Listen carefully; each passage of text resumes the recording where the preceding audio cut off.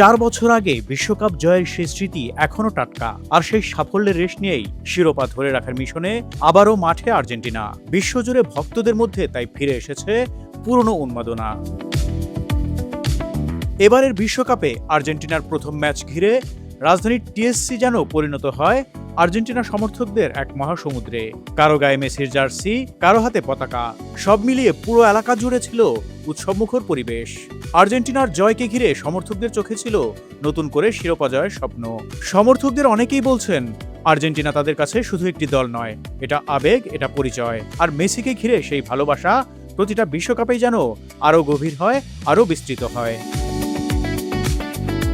মেসির প্রতিটি মুহূর্ত, প্রতিটি স্পর্শেই উচ্ছ্বাস ছড়িয়ে পড়ে বাংলাদেশি সমর্থকদের মধ্যে। তবে এই ম্যাচ ঘিরে আলোচনায় ছিল ভিন্ন একটি দিকও। চির প্রতিদ্বন্দ্বী ব্রাজিলের কিছু সমর্থকও আলজেরিয়াকে সমর্থন জানাতে টিএসসিতে উপস্থিত ছিলেন।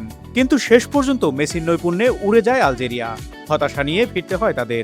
এই ম্যাচে বিশ্বকাপে নিজের প্রথম হ্যাট্রিক পেয়েছেন মেসি।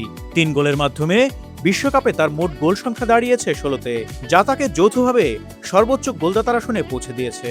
আর্জেন্টিনার শিরোপা ধরে রাখার সম্ভাবনা নিয়ে তাই আশাবাদী ভক্তরা। তাদের বিশ্বাস, অভিজ্ঞতা আর নেতৃত্বে ভর করে আবারও বিশ্বকাপ ট্রফি উঠতে পারে আকাশী সাদা শিবিরে। আর বাংলাদেশে আর্জেন্টিনা ক্রেজ যেন সময়ের সঙ্গে আরও শক্তিশালী হয়ে উঠছে। বিশ্বকাপ এলেই যা রূপ নেয় এক ভিন্নধর্মী ফুটবল উৎসবে।